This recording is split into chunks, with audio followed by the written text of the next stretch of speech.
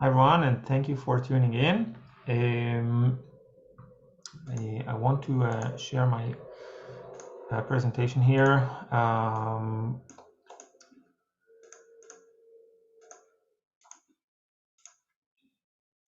Here we go. Okay, so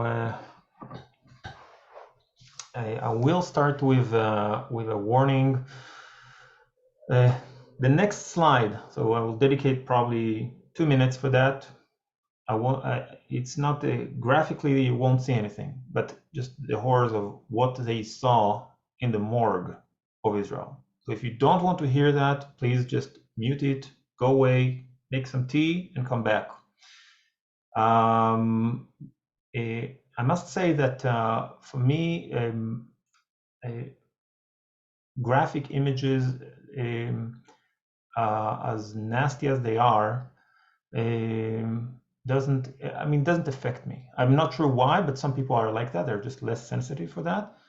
But testimonies and hearing the experience of the people that survived it touches me more. Or the testimonies of the medical crews that were dealing with those who were injured, with those who with the bodies later, that touches me more. So I'm going to dedicate 2 minutes to just read a few things that the people in the morgue saw. And after that, you're going to see how it's connected later to the Bible study, okay? So please, if you're not interested, just mute it, and that's it. Okay. Horror stories from the morgue in Israel. A baby was cut out of a pregnant woman and beheaded, and then the mother was beheaded. Women standing in their nightdresses, woken up and shot, faces blasted off, heads smashed, and their brains peeling out. We have babies with their heads cut off, bodies without hands, without legs, without genitals.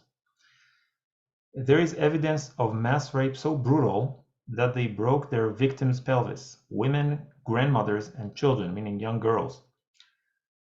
Okay. I'll just say that mentally, I told you that because I saw what was going on with ISIS, I knew that at some point it will come to our doorstep. I also knew that the Palestinians have this brutality in them. Why? Because of how they act to each other, and because of other stories of other wars that we have against them, 1948, and later in the 70s onwards. Okay, so I just knew they have this brutality. They're just like the Arabs in Iraq or in Syria and what was going on over there. So I was mentally prepared for that. But again, I just want to put that here. And later we're going to discuss rape in the Bible. Okay. Our heroes. So these beautiful soldiers. I think it's more than 300 soldiers were killed in the October 7th and the counterattack in those days. And I want to say 50, in the neighborhood of 50 policemen, including special forces of the police, were killed on that day, which makes it roughly 350, less than 400 of the casualties, meaning there were about 1,400 casualties. Thousands are civilians, women, children, babies, older men, older people, 1,000. And about 400 were soldiers and from the security forces, etc. So just again shows you what we're dealing with. These young soldiers are heroes. Each one has really a heroic story. So I'll start with the left. His name is Aner Eliakim Shapira. He's from Jerusalem. He was called for duty during that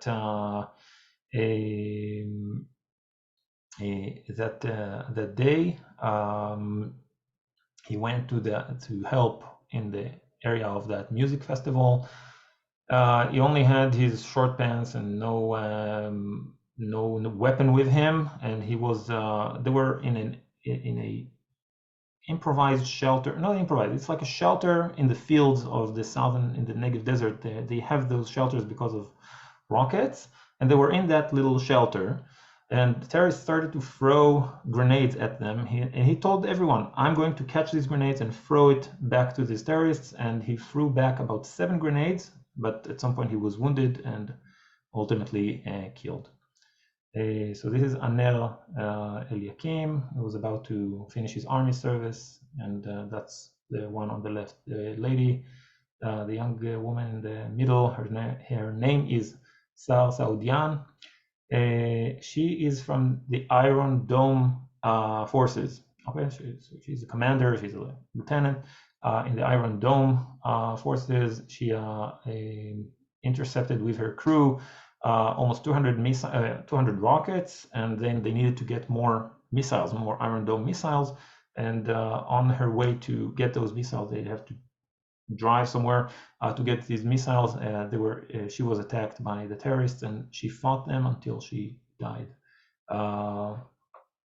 Then the gentleman on the right, the soldier on the right, his name is Ido, and he was in a military base called Zikim, not too far from Gaza, of course, that military base that was attacked. Also, he just finished his night shift. He went to bed with his underwear pretty much and weapon. He just stormed and killed 5 terrorists, and ultimately he was killed in battle.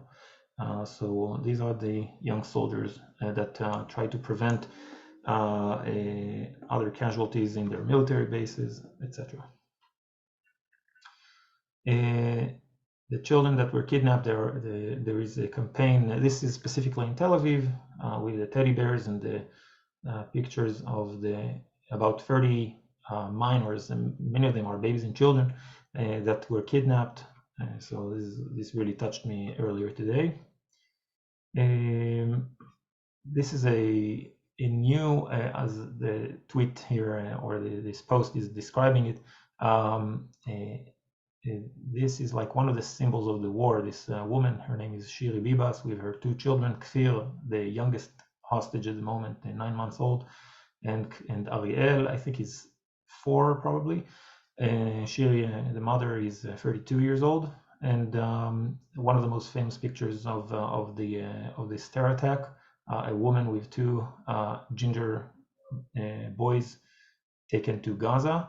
And what they're saying is that this is our new Schindler list of this terror attack, of this Holocaust that came upon us. So just like we have this famous moment in Schindler's List with the girl with the red coat, now we have these 2 ginger boys of Shiri Bibas. A friend of mine posted this. She's from the Upper Galilee, an area that was evacuated. So we have about, I want to say 130 or 150,000 people are displaced right now. Some of them are in the area of Gaza, and some of them are from up north, including a town called Kiryat Shmona. I just met earlier today a couple from Kiryat Shmona that is now living in Jerusalem, and I'm trying to help the husband a little bit with work. So let's see how it turns out. But again, these are people that we're going to meet. They're going to be here for a while.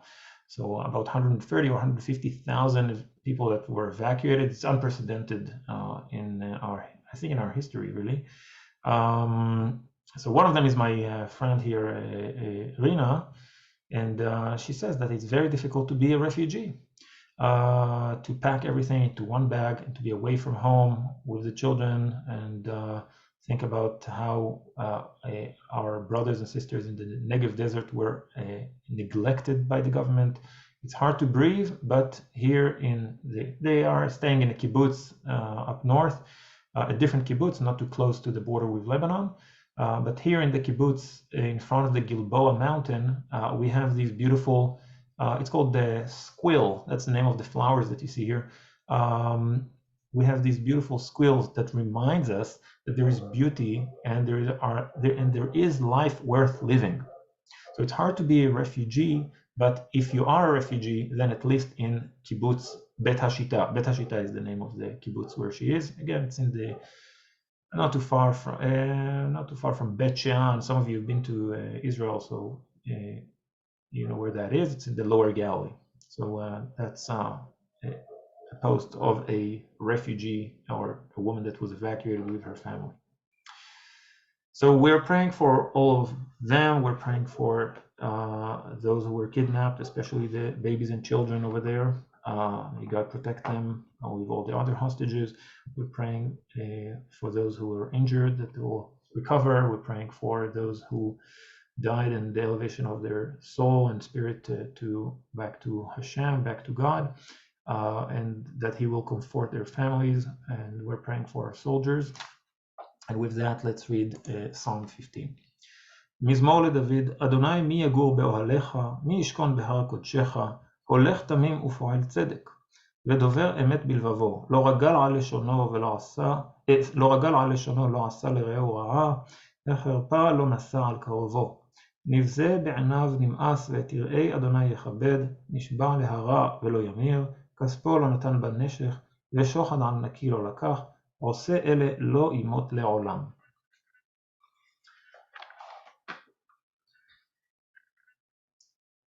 We are praying for soldiers that protects us from the Lebanon to the desert of Egypt. I'll just say that this prayer is something that we usually say in synagogues on Mondays, Thursdays, and Saturdays, and just before we take out the Torah scrolls from the Ark and read from the Torah.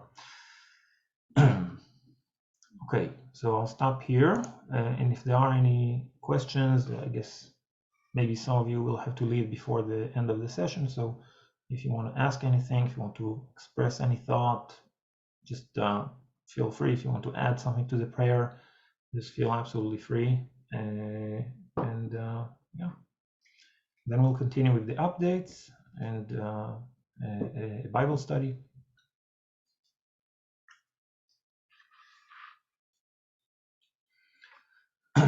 Okay, so let's continue.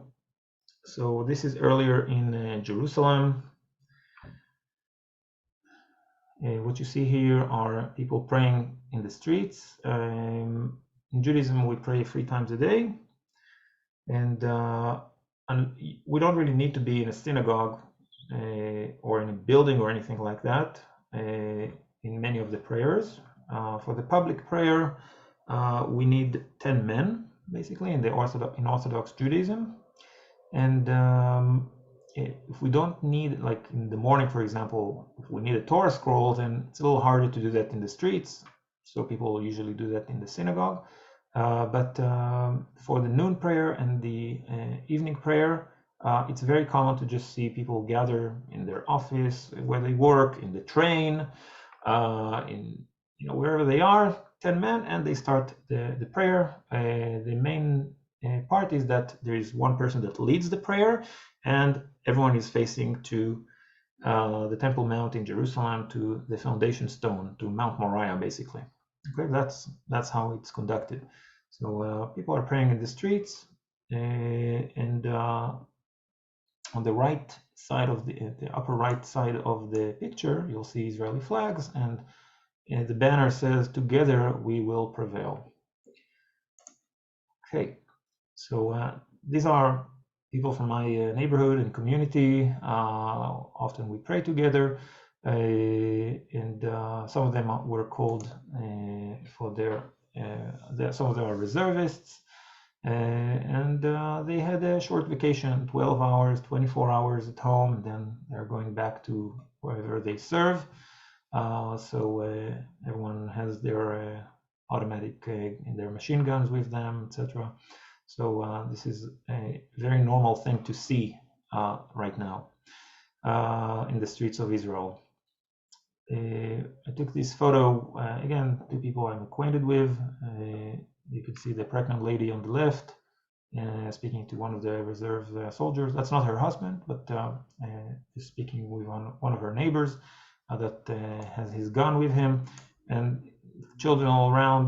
So this is pretty much, again, how this war looks like. You know, it's a war for our families, for our children.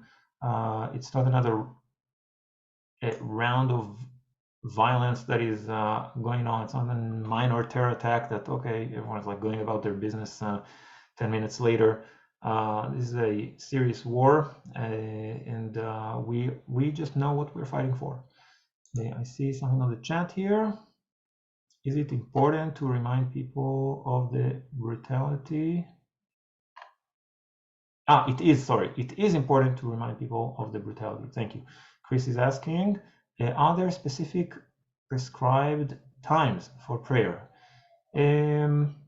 Yes, but it's not like in Islam, for example, it's very accurate, like to the minute when you're supposed to pray.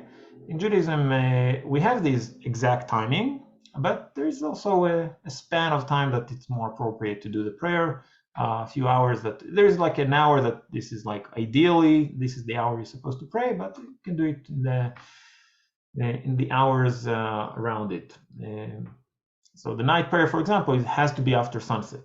How long after sunset? It could be an hour after sunset, 2 hours after sunset. There's ideal time shortly after sunset, but until midnight you can do the night prayer. There's no issue.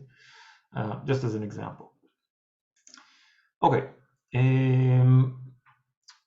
Here's me and a few other friends, and my rabbi is this gentleman here, Rabbi Sherky, and Rabbi Chaim over here to the right. We had a very interesting meeting earlier today. I'll just say, because I speak Arabic and very much familiar with the Muslim world and the Arab world, we had an interesting meeting about what are the positive messages that we are interested in conveying to the Muslim world in these days. How can we start a conversation with the Muslim world, with simple people and with scholars? So we are working on it in order to create some kind of horizon. Okay, we are going to have serious war in the coming weeks and months, I believe, but we are interested in also putting it out there, what Judaism has to say about Islam, what Judaism has to say about Muslims, about conflicts. Okay, so there are all kinds of let's say topic of conversation that we want to start a conversation, a serious conversation with the Muslim world. And it's not a interfaith dialogue, I think it's called interfaith dialogue. It's not exactly like that. It's going to be, we're taking a slightly different approach to that. It's not like we're trying to learn about the similarities of Judaism and Islam. We know what's similar and what's not, but we're trying to start a conversation about the points in which the Muslim world and their scholars and leaders should embrace in order to have a more constructive future with Israel. Because Israel is not going anywhere. So if Israel is not going anywhere, let's start having a talk with the Muslim world. So for those of you that toured with me and all that, I assume that you mainly we mainly spoke about Judaism, Christianity, and archaeology, but you need to know that Arabic and Islam is something that it's one of my expertise, basically. So that's what I want to share here with you. And all these positive messages and not positive, but all these all the topics and all the points of conversation that we want to have with the Muslim world will be discussed in the coming days and weeks in this team. We have a larger team, but this is the meeting that we had earlier today. So on one side, I showed you the guns. Okay, the guns. So right now we're talking in a slightly different way right now, but we do want to have a constructive conversation for the future. And that's one of the things that I'm dealing with this team. Okay, I see there's a question. Can you make some examples? Prefer not because I don't want to share it with you, but I think we'll have to dedicate some time for it. Okay, so I don't want to do it like too superficial right now. Yeah, but you know what, Chris, I don't want to disappoint you. It's a problem. So, so maybe I will say something. So for you, I believe that if I say the name Hagar, you know exactly who this woman is, Hagar. Hagar is the servant of Sarah. Okay, so Abraham is the master of the house. His wife Sarah is the leading, what is called the leading wife, basically. That's actually what her name means, by the way. Sarah means the leading wife. And Sarah, she couldn't conceive, she couldn't get pregnant, they didn't have any children. So she said, okay, I don't want you to be childless, and here's my maid servant, Hagar. Through her, you can start a family, and her child is basically my child. Okay, that's again in the ancient world, that's how it goes. So Hagar is not the wife of Abraham. Now, if Isaac would not be born, then Ishmael, the son of Hagar, would be the heir of Abraham. But Isaac was born. And since Isaac was born, there is this tension going on. There's this tension going on between Hagar and Sarah, and between Isaac and Ishmael. So if the Muslim world see himself as descendants of Ishmael, Abraham, Ishmael through Hagar, then we need to talk. We need to talk. If we are brothers because we have the same father, we need to talk about who's the heir of Abraham and who's actually has the authority to lead the world spiritually. So what exactly is the role of Hagar in the Muslim world? How exactly they define her? How exactly she is mentioned or not in the Quran? That's the type of things that we're dealing with. And I must say that many Muslims are awkward by that. Again, because they see themselves as the leading religion in the world. So we're trying to have this conversation talking about, okay, the origins of the people, the origins of the authority. So this is just one little example, and but there's more. There's like a whole set of topics.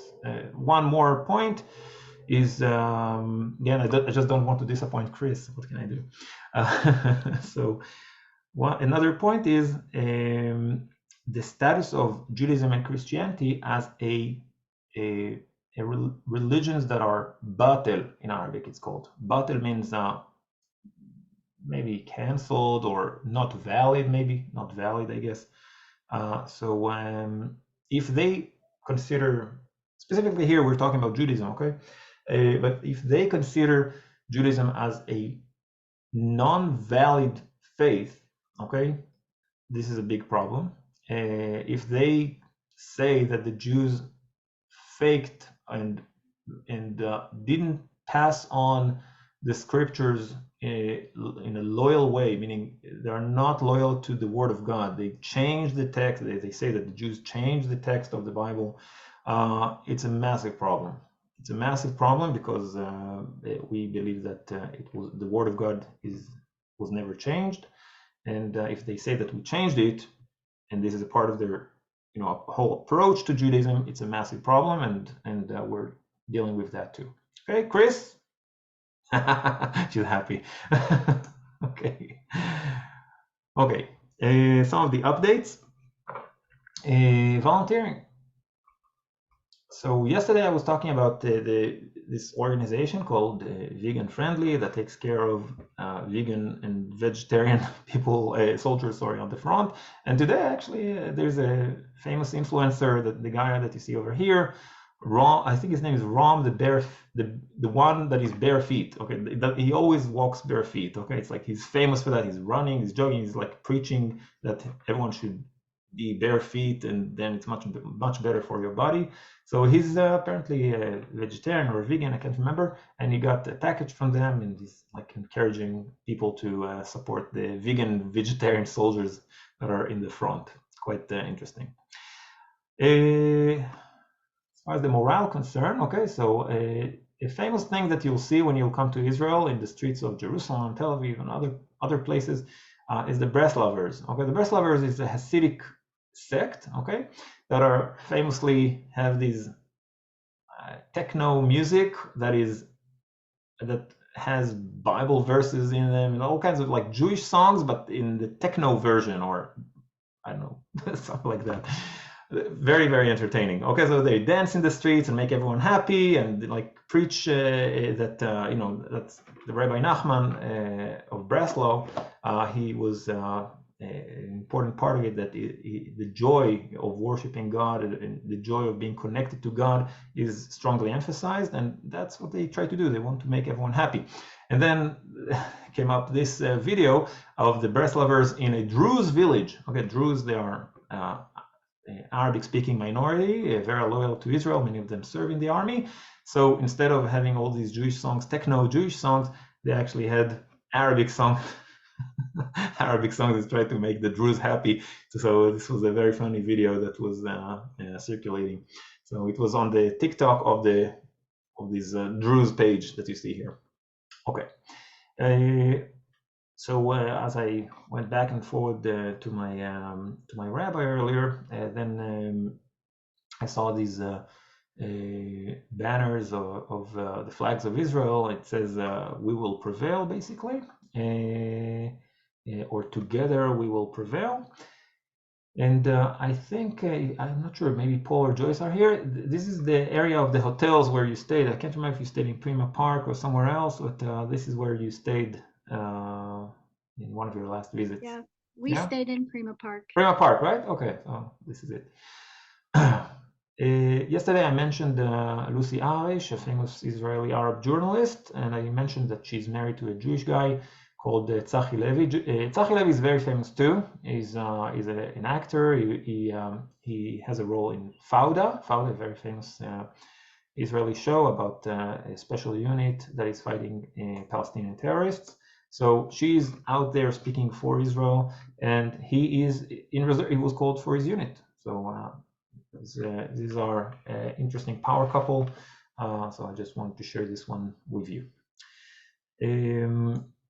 We see more and more ultra-Orthodox volunteering to serve in the army, basically saying, I'll serve in whatever you need, just take me and I'll try to be as helpful as possible. Some of them are older with an actual profession, law, medicine, whatever, and they anyway, they are willing to take any job in the army. So the ultra-Orthodox are volunteering. On a different note, I'll say that there are people that, because of I'm not sure how it's called in English, help me out here. People that they don't want to serve in the army based on I'm not sure how it's called. Conscientious objectors. Exactly, conscientious objectors. I just broke my teeth. So conscientious objectors, I heard some of them speaking today that they are regretting for not serving the army. So you really see that it's just changes the paradigm and the thoughts and the opinions of so many people, not just in Israel, but I think across the world. What happened is really in universal scale. So we're going to hear the echoes of this clash of cultures that we're experiencing here militarily too, but this clash of cultures, we're going to see how it's going to resonate throughout the world. So this is just one example. Okay, soldiers are it's just almost on a daily basis you hear about weddings of reservists. Again, we're talking about more than 300,000 people. So some of them are, many of them are young and they serve in reserve. Okay, and they were about to get married. Okay, and they didn't want to cancel. And I must say, I don't think I've ever seen a bride with not just uniforms. This is not like they have let's call it a uniform, a meaning like nicer uniform when you go outside, when you have actual meeting with foreign armies, for example, it's called A uniforms. And B uniforms is the ones that when you are out in the field or out in your unit or definitely in the front lines, you're with B uniforms. So I've never ever seen a bride with B uniforms. This is very special. So I thought this picture is beautiful. This is a friend of mine. He's a tour guide. His name is On Peled. He's a very funny guy, and he's playing ping pong as a reservist here. And he says, "Only victory." Okay, that's what he says. Only victory. Okay. The funny part is actually the comments, and it's just so funny that I said, okay, I just have to show you that. Okay. So this is the post. Okay, only victory. And all the tour guides are now starting to respond to him. One of them, he says, now I understand. Now I understand why the ground attack is delayed. Because, the other one is because of the word victory, okay? So this is from The Princess Bride, a famous movie, I'm sure you all know it. He says, you keep using that word, meaning victory. I don't think you know what it means. Another one is saying, yes, but don't do 20 rounds, okay? Just one decisive victory, please. Just hysterical. Another lady is writing to him, oh, now without a doubt, I'm very calm now that I know that you're keeping us. You're guarding us. Another is saying, oh, now I know where my tax money goes on this B shit. Okay, this is it. And this, yeah, anyway, that's just a very entertaining moment on my Facebook. Let's continue. And just trying to show you all the aspects of war, of this war. Of course, it has these sad and bad moments, but it also has very funny moments as well. So here's another example, okay? So yeah, so over here on the right and on the left, there is this beautiful lady. It's a just very famous a trend, I guess, of these beautiful ladies touching and talking about fancy cars, okay? And she says, basically, she just says Mercedes, and she shows how beautiful the Mercedes car is. So what they did is a funny TikTok video about instead of saying Mercedes, it was Merkava, the tank Merkava. So this soldier in the middle is just touching the tank in all different places. It says Merkava, just in a seductive way, as this girl does. Also very, very entertaining. I told you that the reservists are basically, they're training, but they have a lot of spare time. And that's how we get so much, let's call it material from the front lines with lots of humor. I mentioned it in the past, maybe this week, maybe last week, that there is a trend for the reservists to to shave their beard, but just leave the mustache, okay? So this is Elisheva. She's a very famous TikToker in Israel, and she looks like she's running to her boyfriend that is coming for a break from his reserve service, okay? And then she's running away because he came back with a mustache. Okay, so again, just a continuation of that joke. Okay, about the criticism, I must say that I'm kind of struggling with it because on the one, and this is kind of like a thing that when I guide tours, okay, normal tours, not when I meet people in person, okay, I never sugarcoat anything regarding Israel. So people are talking to me about politics, about this, about that. No problem. I'm just very open about it. In times of war, in a way, you kind of want to show that there is a lot of solidarity, that people are really united, but it's just hard to do that when on just every day you just see the amount of criticism against the government is unreal. And and the reason I'm emphasizing it is because it's coming from people that I would never expect them to say anything, okay? And what I'm trying to do in these sessions is actually to reflect to you what's happening in Israel. These are updates about Israel. And I'm trying not to do that on every session to talk about the criticism against the government, but I'm just telling you the amount of criticism and the people this criticism is coming from is 80%, 85% of the people in Israel, minimum, okay? And I'm probably generous when I say just 85. It's probably much more. And it's just unreal, including I got a haircut earlier, and my barber basically, which is a very big fan of Netanyahu, he was just fully against him, and he was voting for him for years, 100% against him, doesn't want to see him, doesn't want to hear about him. So when I bring it up, it's again because I'm trying to be fair here and really reflect to you what's really happening. Okay, so it's just the phenomenon is so widespread that I just can't ignore it. So here it is. On the left side, it says in Hebrew something like heart attack. Okay, that Netanyahu doesn't have heart. The heart's supposed to be Israel. You can see Israel is on the ground. Here it says in Hebrew, achim lanezek, which means brothers not in arms, but brothers in damage, basically. That's harming the country, basically. So this is the government members, Netanyahu and the government members.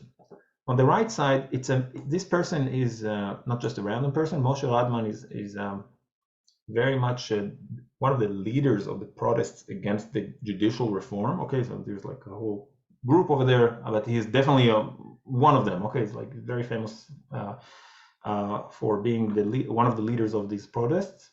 And Netanyahu was taking a photo with soldiers in the front line, and he has the information that there were soldiers that were actually against his visit and didn't want to see him. So you can see that it's very, very widespread, and I'm telling you, I didn't want to bring it up every session, but because I want to be fair with you, I just had to do that. Okay, I just had to just share that with you. Okay, I'm not for all kinds of graphics, but this captured my eyes. You know, just the door. I'm not sure where that is. I think it's in Ofakim or Sderot, one of the towns in the south, and just one door, and tell you how many bullets went through this. I mean, it's a video that shows the entire house, but the entire house is basically shrapnels of grenades and bullet holes everywhere. Okay, and that's how it looks like. The brutality of the attack is just beyond. It's just unbelievable. Cars with hundreds of bullets. It's just unbelievable. Extremely brutal. Okay, what I'm showing you here is an AI generated photo, and it's a person. I don't know him in person, okay, but it's a gentleman that sells courses of AI, how to use AI for your business, basically. And he launched this course in order to make a living, basically, because the economy is still going. People still have to pay the bills, of course, and all that. And I see more and more people offering their services, their talent and services, okay? And they're not really criticized for that, but sometimes they have to kind of defend themselves, okay? They kind of like saying, look, I know it's hard, I know everyone is suffering, but I still have a business that I'm running, and I'm adjusting just like any of you, and I'm doing my best, okay? So I must say most of the comments on his post, again, this online course that he offers, were positive. We're positive, like, good for you, very good that you're doing it, like keep going. But every now and then there were like comments that it's not appropriate and all that. But I must say the vast majority understands. We still have it's going to be long. It's not like we won't buy groceries and all that, like people volunteer and all that, but they still will have to sustain themselves. So anyway, I just wanted to share that with you. I thought it will. I saw a bunch of courses in the last 2 weeks of people that offering online courses or all kinds of services, and this one kind of captured my eyes because it's AI. It's also very kind of patriotic. I mentioned it in the last few days about the spirit of volunteering in general, and specifically in agriculture and helping the farms down south that not only lost in some cases the kibbutz members were killed or injured. In some other cases, the foreign workers from Thailand and other countries basically fled and left the country, so they don't have working hands basically in their farms and in their greenhouses, etc. So these are people that volunteer. Some of them I know in person. The one on the right is Sharona Liman. Some of you were supposed to be guided by her. So she went down to Ashkelon in order to help in a certain farm, and she's writing about the variety of people that showed up: left-leaning, right-wing, left-wing, secular, religious, men, women, old, young. It was like the microcosm of the Israeli society, and everyone's just helping in this. It's called the Yemini Farm, basically. That's the name, near Ashkelon. So it was it just shows you again the spirit of volunteering, and the people that are volunteering are coming from all walks of life, and this is something that Israelis know about themselves. Okay, that we can have furious debates, but when we need to unite, we know how to unite. Sometimes people are, especially because of the protests, are saying the Israeli society is so polarized. It's polarized. I knew it's not really polarized. You just, when you know Israelis, just know we're not polarized, because we just meet each other and work with each other and get married with each other. And okay, so we have the judicial reform or this or that. So we have our debates, of course, sometimes furious debates, but we know how to unite. One of the things that led to this attack is the sense of our enemies that Israel is weakened, which is true, it was weakened, but Israel is weakened because of the inner problems they have, all the protests and all that, and the reservists don't want to show up anymore, and the pilots have their letters that they won't show up to their units, and all the rest, okay? I mean, it was not surprising, like that within 24 or 48 hours, let's say, more than 300,000 reserve soldiers just were wherever they need, and all the other people in the back, hundreds of thousands of volunteers, are just helping in whatever is needed. So that's something that Israelis know about themselves. On the left side, it's a new app that was launched in probably the last 48 hours. Sandu, like to volunteer in agriculture. So it's connecting between farmers and volunteers all over the country.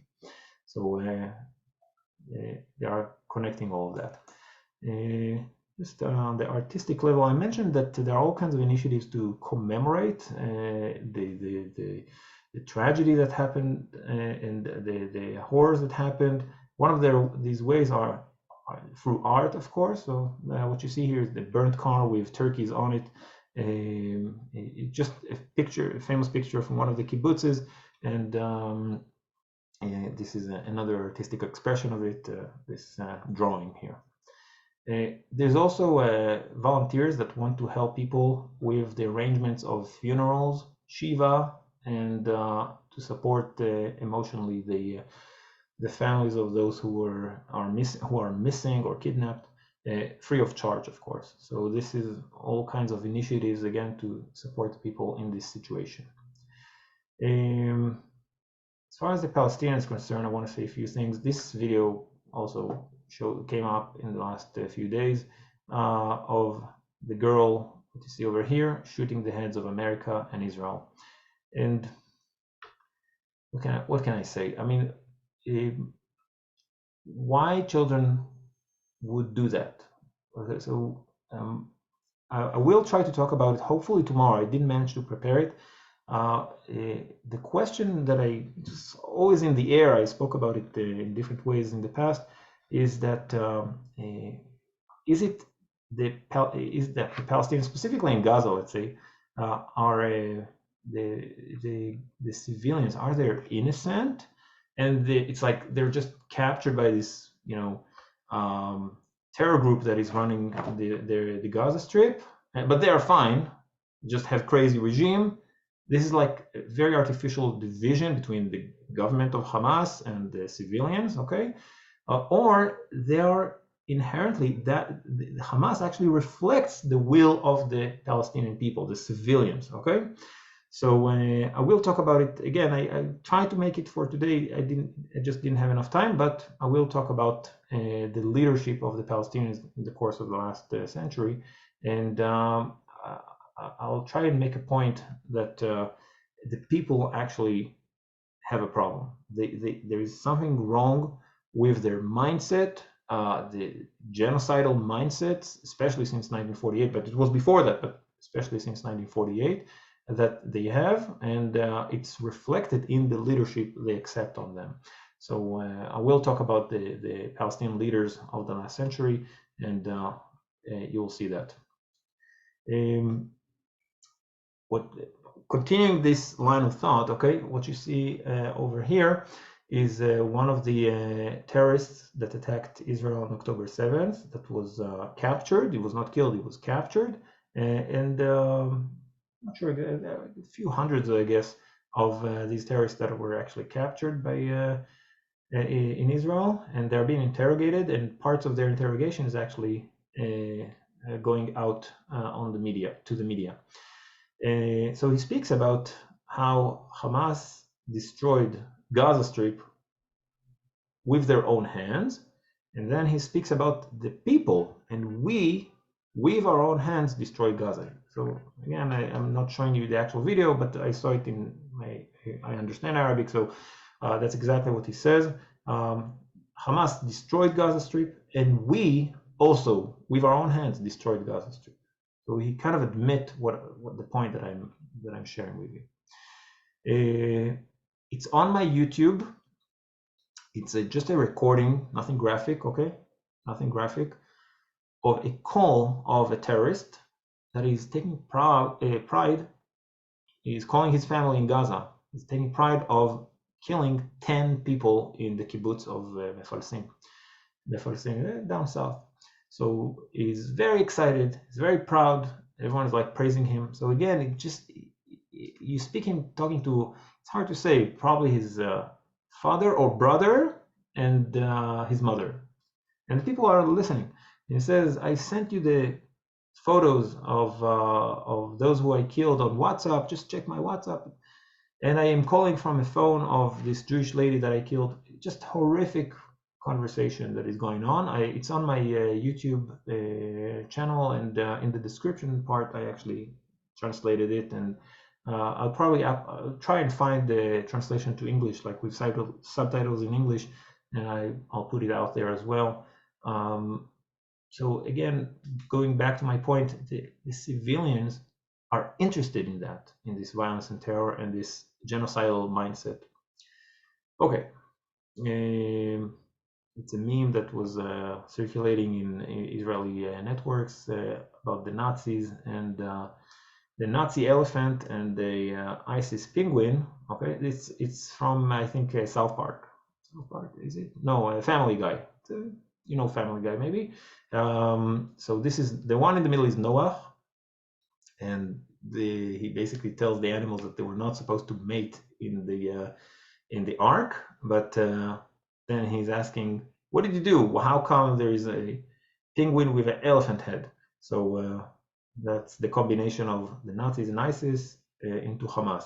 And when we say Nazis, it's not just the brutality, it's the organized brutality. See?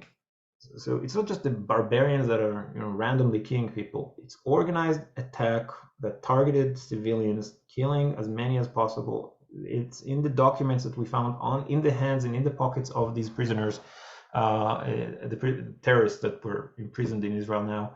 So that's the combination that we're dealing with. Okay, so I'll stop here. It was a bit longer than I actually expected it to be, but what can I say? It's just okay. If you have any questions, you're most welcome. Any thoughts? And then we'll continue with our Bible study. So feel free again to express any thought, whatever you want.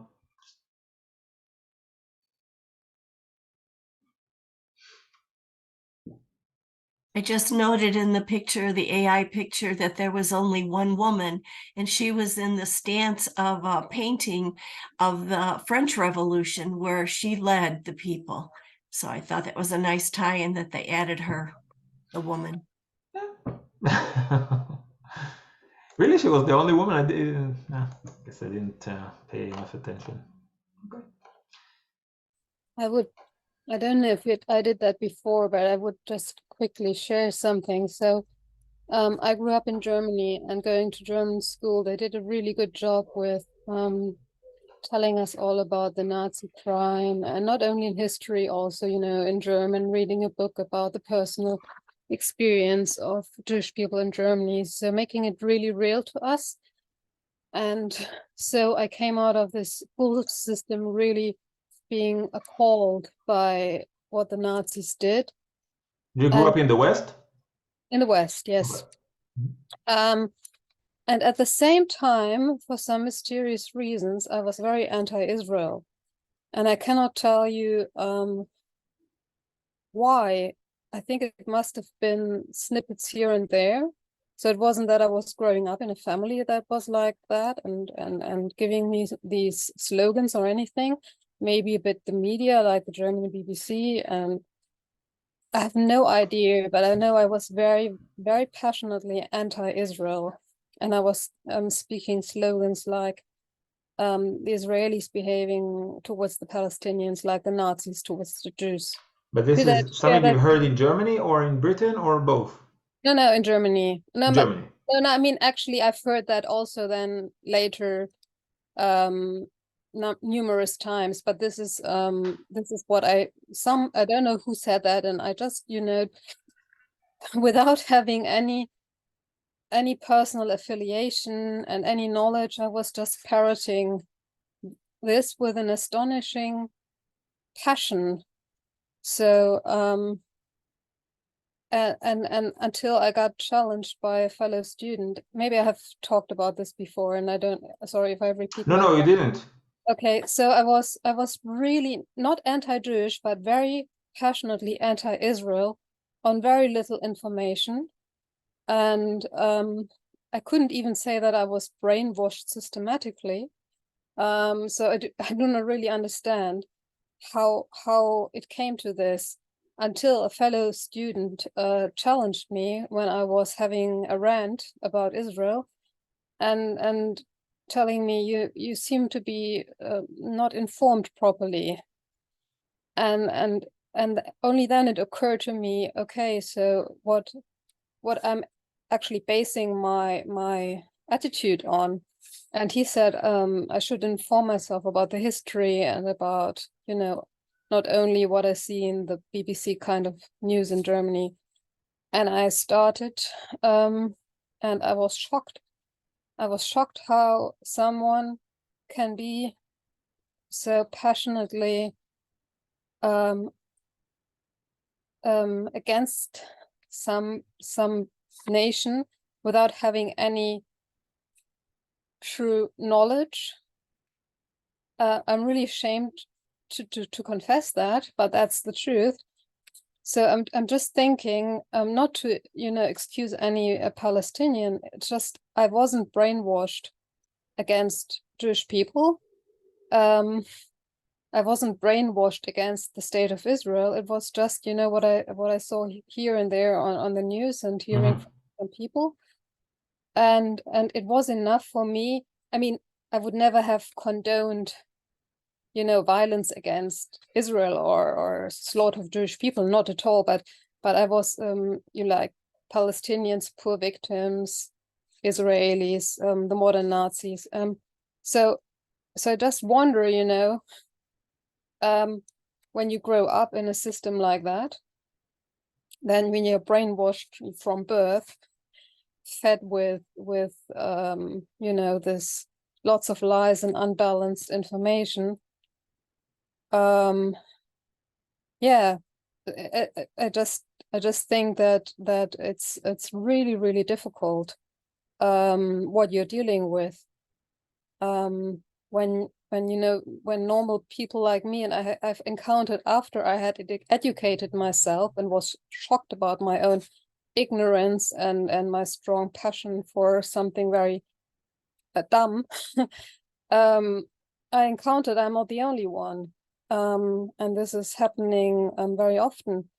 That lots of people don't have information. They just hear snippets of news here and there, and it leads them to have a very strong attitude that is not based on reality, but is emotional. And it's hard to discuss reason with, I mean, because after waking up, I thought, okay, if I encounter somebody else who is now like I was, then I would like to share my knowledge and hopefully make a difference. And I was surprised how hard that is. Now I think how much harder it is probably if people are brainwashed from birth. You know what I mean? Yeah, I will say just one comment about what you said, that when it comes to Israel, people have an opinion, meaning it's not like you'll ask, what do you think about the Koreans or the Vietnamese or what I don't know, whatever nation, the Kazakhs. What do you think about them? Most people will just have nothing to say about it because it has nothing to do with their life or beliefs or whatever. They just don't think about it. But when it comes to the Jewish people or the Jewish state, people have a lot of emotions around it, a lot of thoughts about it, whether because they read the Old or the New Testament or both. Okay, if they are Christians, of course, both. Then they have a lot to say about the Jews and what they because of what they know from their faith. Or if they're Muslims, the Quran speaks about the Jews and about Banu Israel, meaning the children of Israel. They speak a lot about it. So everyone, like from the monotheistic world, for sure, have a lot to say. I guess that if you go to China, they don't know necessarily a lot about the monotheistic faith, but they do hold all kinds of thoughts about Jews as, on one hand, all kinds of tropes that we know from other places.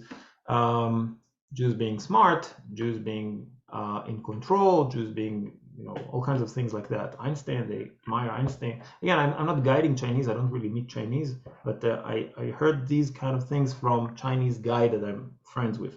Or Israelis that speaks Chinese and they guide Chinese, and that's what he just shared with me. They don't really know a lot about Israel, but they really admire the knowledge and the tech and this and that, so they're inspired by that. So people are not it's not like they have nothing to say when they hear Israel or the Jews. They have something to say about it. So and a lot of it is based on knowledge that is just limited. So I thank you again for sharing, first of all, Chris. And hey, Itamar, can I say something? Sure, Mindy, welcome. Hey, everybody. I was listening to the comment. I find it so interesting. So this is loosely related, but I'll share a perspective that I have that has been interesting for me and also has allowed me some introspection, but also just kind of as a younger person determining who I wanted to be. I grew up in San Diego, which is a coastal town in the US, but my mom and my dad were raised in the South. And so when I was coming up, my mom, and to this day, and I'll be gentle, but she has some very peculiar perspectives on Black America and African Americans. My father does not share this view at all. And so I was confronted with two perspectives, and my dad, Itamar knows my dad, he's so brilliant, but he's also like kind of a quiet guy. He's a gentle guy. And my mom is like really loud. And so the voice was, she is, but the voice was so much louder. Her voice was so much louder. And I use that as an example because I think sometimes the voices that we hear, if they're louder, it can affect us differently. And so when I became 18, I got out into the world and, went to school and became an adult and all that good stuff. I had to challenge myself and, being a person of faith, I'm like, is this a true statement? Is this really? And I feel embarrassed to tell you that, at 18, I had to really ask myself that question, is there different value for different people? Like, what does that look like? And that sounds so ignorant, but it was a process I had to go through. And to this day, and I'll share this too, because I think it's meaningful, every once in a while, I'll have a conversation with my mom, or anybody will, right? She's very open. She's very talkative. She wants to share her perspective. And she's emphatic about the way she believes, right? And she's emphatic that, I won't go into detail because it's offensive, but she's emphatic about it, right? But when you really get down to the kernel of what she believes, it's because her father believed that way. And she loves her father.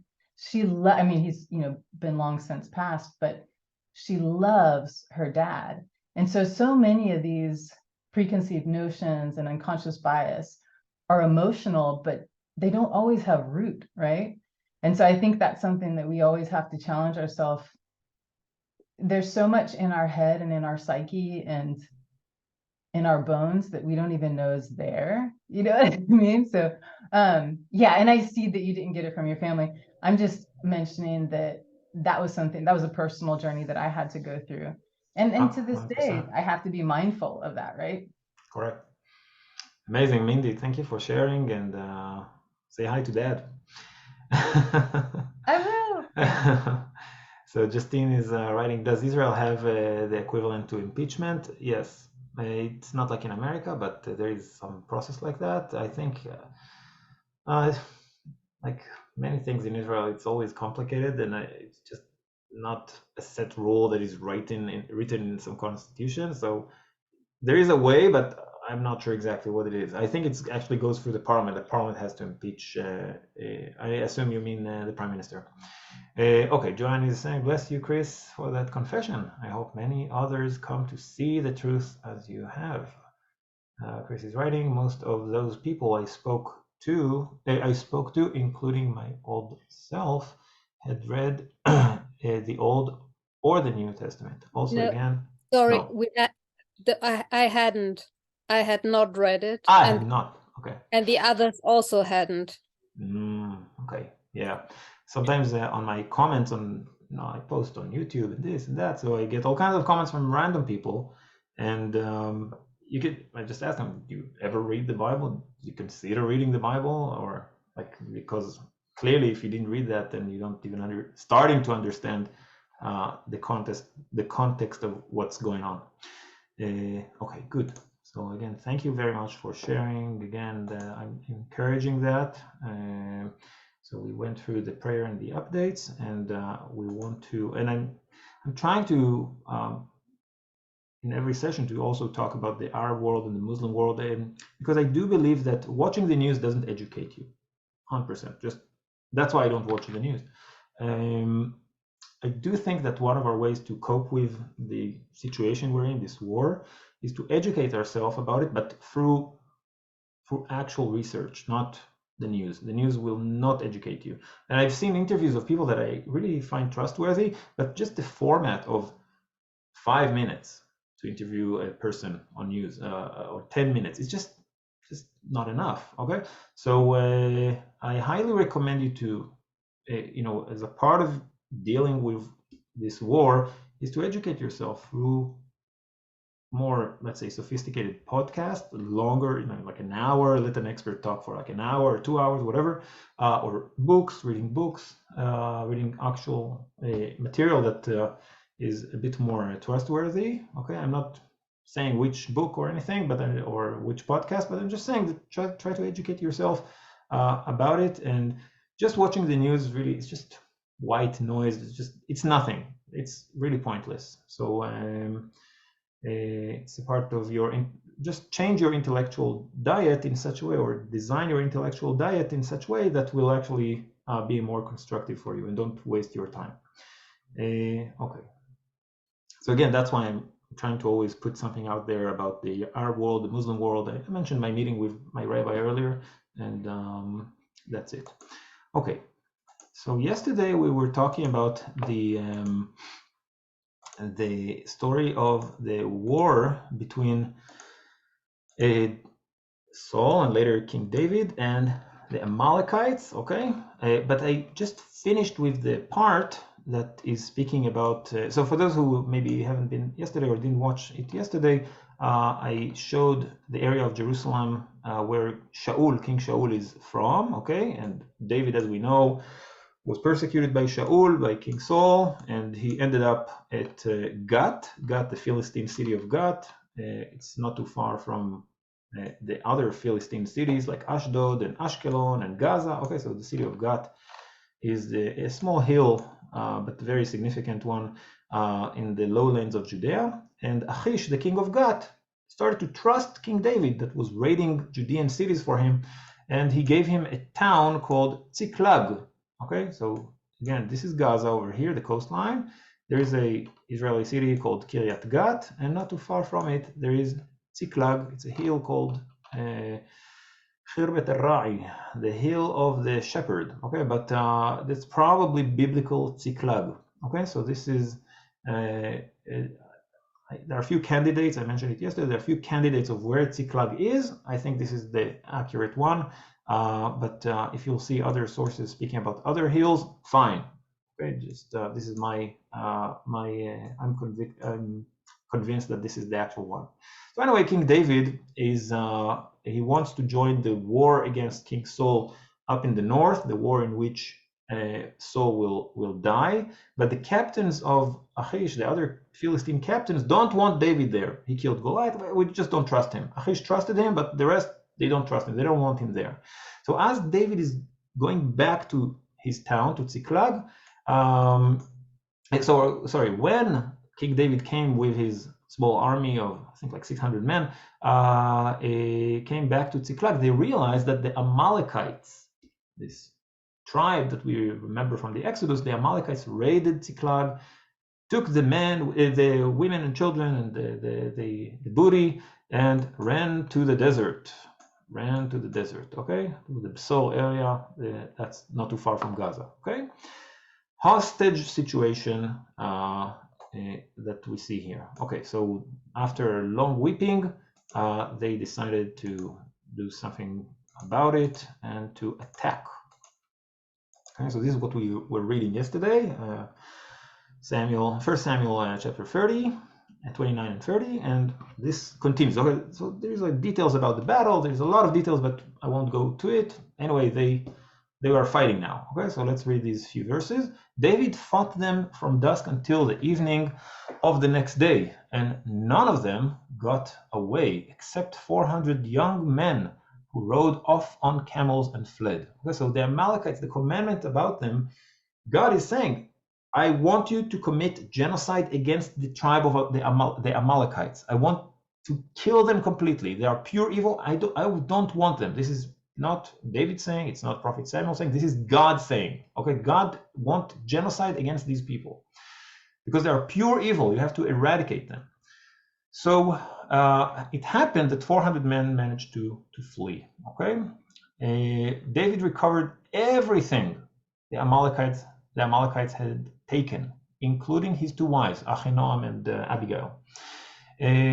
Nothing was missing, young or old, boy or girl, plunder or anything else they have taken. God willing, our hostages will come back complete. Nothing will be missing, young or old, boy or girl, plunder, everything will come back.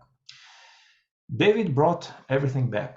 He took all the flocks and herds, and his men drove them ahead of the other livestock, saying, this is David's plunder. But David won't keep it for himself, he'll give it to others. But anyway, you see that they recovered it completely. We pray to God that this story that is very similar to our situation today, a moment of weakness in the Israeli society. King Saul is fighting in the north. King David is not really a king yet. Okay, he's just escaping King Saul. in this moment of weakness, the Amalekites are striking, and they captured the wives of David and all the other women and children. And just like David recovered and found them and fought the Amalekites and got everyone back, so Israel and the Israeli army will manage to get all the hostages back safe and healthy. Okay, what happened to the wives of David? Okay, what happened to these boys and girls? Were they hurt? Were they raped? Okay, we don't know, but we do know that the Amalekites were celebrating with the booty. Okay, the Bible actually mentions that. So maybe they didn't have enough time. We don't know. But with that, I want to move to the tragic story of Dinah in Genesis 34. So, before that, just to give you the context of where the story happens, let's go back to Google Earth. What I want to show you here is, here's the map of Israel, okay? The yellow is the road of Abraham into the land of Israel, and later Jacob too. Jacob comes back from Haran, which is in Turkey, okay? This is Haran.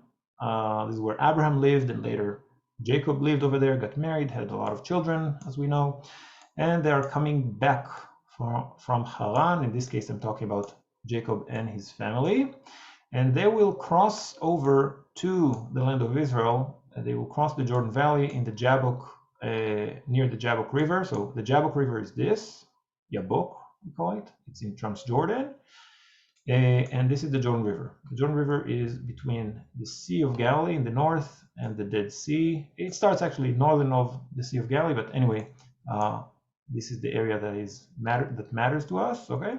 So in the meeting area of the Jabbok River and the Jordan River, this is where Jacob will cross. This is where he will fight the angel, will get his name from Jacob to Israel. His name will be changed from Jacob to Israel. And now he continues. Okay, he continues, Jacob and his family, after meeting Esau. Everything is cool. Okay, I'm not going through that. They will go up to Nablus. City of Nablus. So the valley here in yellow, with the yellow line, it's called Tirza Valley. It's mentioned in the Bible many times, the Tirza Valley. It's the main way to get to Nablus. I want to show you how Nablus looks like. I found this nice photosphere. Where is it? I can do it in a different way. Yeah. Okay, yeah, it works.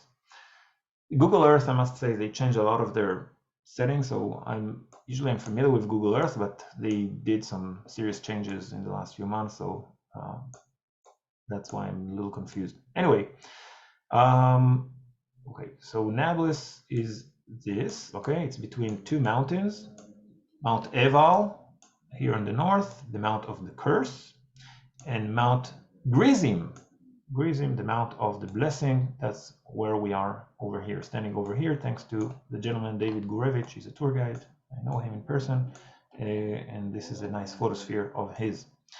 Okay, so where is ancient Nablus? That's how the Palestinian city looks like. Over here we have a refugee camp called Askar. See how densely populated it is, lots of buildings. And where is ancient, like biblical Nablus? It's this hill. The hill that you see over here. We found the remains over there from the Bronze Age, Iron Age. It's like it's an actual city. It's an actual biblical city. That's where it is. Okay, so now that we know where the story is happening, let's read through the text. You know what? I think I'll use not a slide. Maybe I'll use this one. Okay, okay. Dinah and the people of Shechem, okay, the Shechemites. Shechem is the name of the city. Nablus is it's actually a Greek name. Anyway, Shechem, that's the city we're talking about. Now Dinah, the daughter Leah had born to Jacob, went out to visit the women of the land.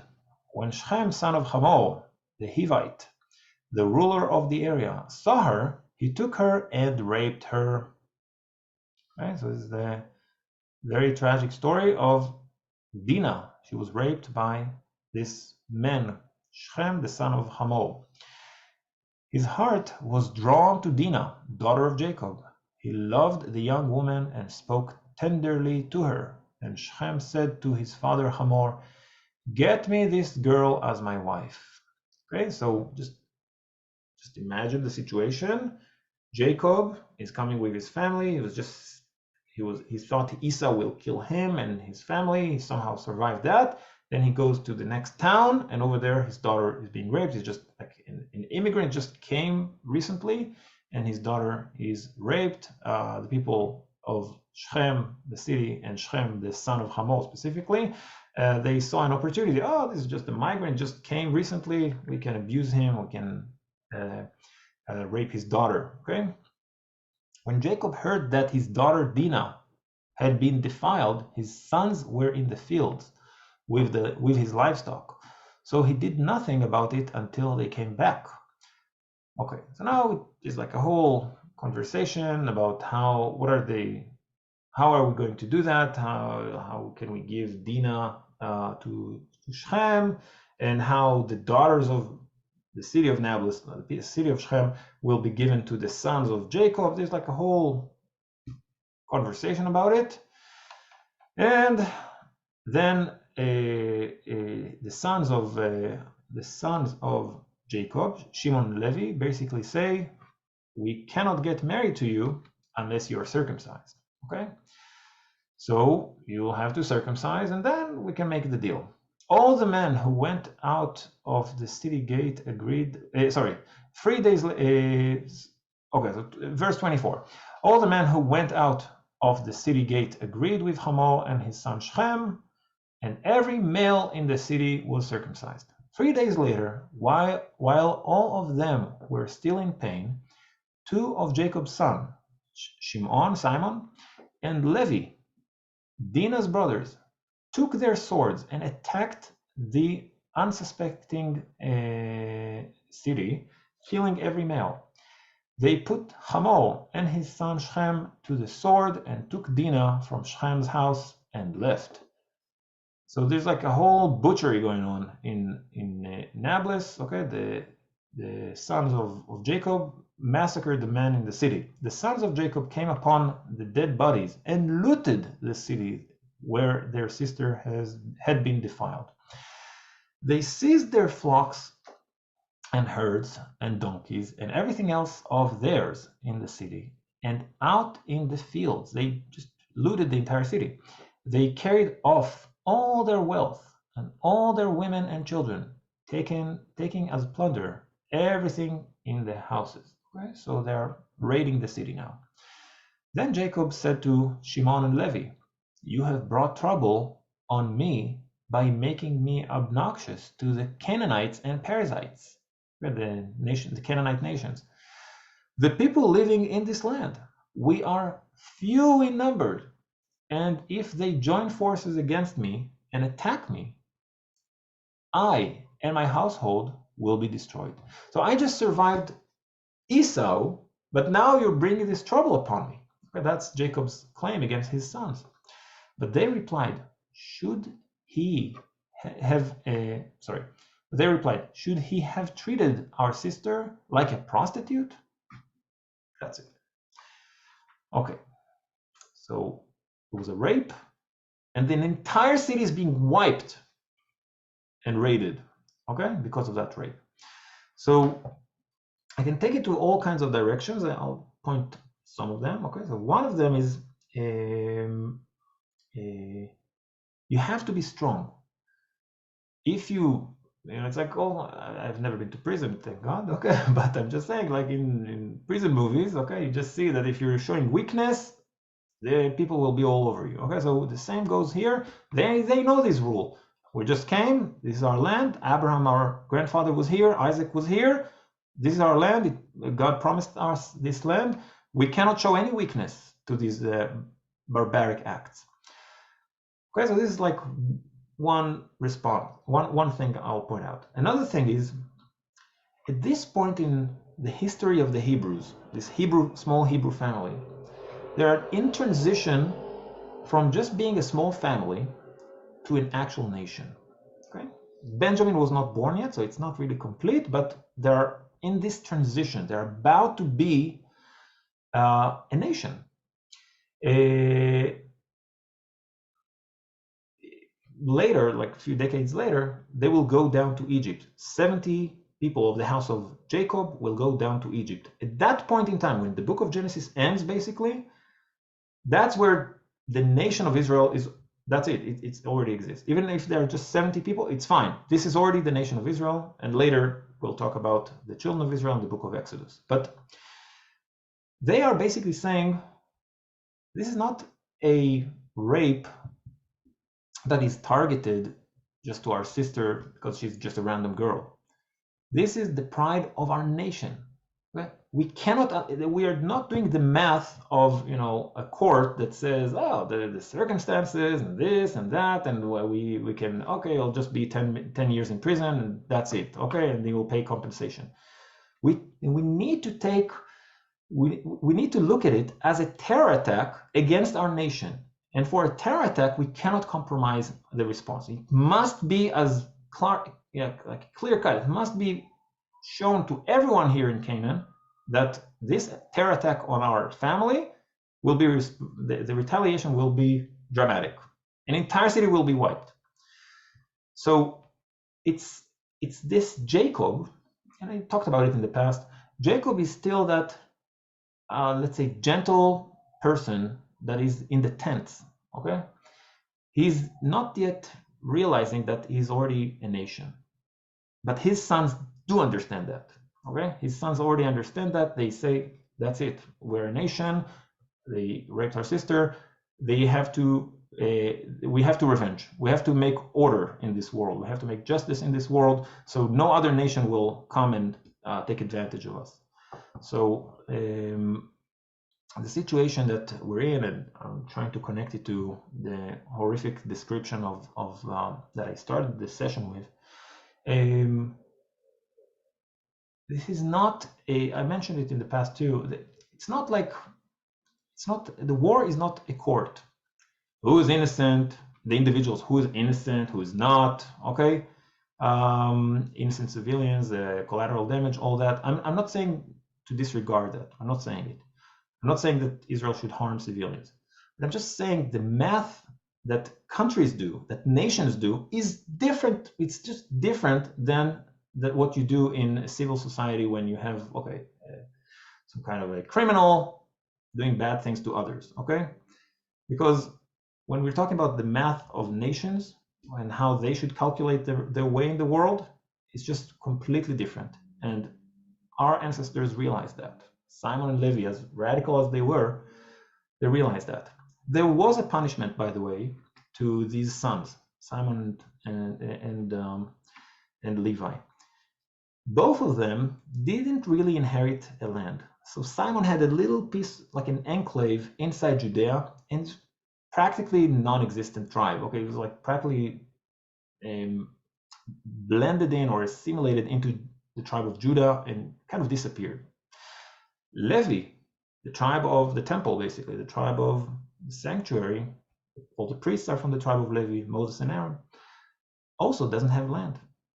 You see? So their zeal was appropriate, I guess, for that moment in time, but it didn't go unanswered. So God, in a way, punished them. Okay, maybe you were supposed to do that, but you won't really inherit the land. Okay? So you see that the Bible teaches us about the nation of Israel, the early moments of the nation of Israel, and takes us to all kinds of nuances, and that's what I wanted to share with you here. So if you have any questions or thoughts about this this part, of course, you're welcome. When Jacob blessed his sons before his death, I think this is mentioned again. Correct. Right is right, wrong is wrong. We can forgive those who do wrong, but we cannot claim wrong as right. Thank you for this comment, Joanne. Yes, so that's what I want to share with you today. And the nation, again, of Israel, modern Israel, is taking these considerations. I mean, what will Lebanon do? What Hezbollah would do? What Syria would do? What Iran would do? Our enemies are looking at our response, and at the moment, this is maybe the time of Simon and Levi in a way. So again, I'm not for, of course, killing innocent civilians. I do think that we should conduct the war with as little casualties as possible on the Palestinian side as well. But I don't think that we should be merciful towards our enemies and not to kill a terrorist because he's hiding around, I don't know, this and that people. We should find a way to minimize the damage, but it's not like we'll restrain ourselves in such a way that we'll be paralyzed completely, because that's what they're expecting. That's exactly the human shield tactic. They trust that our moral guidance, our moral compass, will prevent us from retaliating. That's how they achieve their goals. Again, this is the barbaric war they waged on us. Most of those people I spoke to, including my old self, has read the old. No, that was before. No, I thought there was another comment. Was it? Okay. If there is any other comments or anything you want to share, you're welcome. Of course, the prayer and the Bible study is dedicated for all of those that we pray for, and for those who are kidnapped, injured, God forbid, killed, and our soldiers that will be, God will protect them. So we're praying for them. We're praying for them to be safe. Our soldiers will be safe. Those who are kidnapped will be safe. And that's it. So if you have any other thoughts or comment, you're welcome.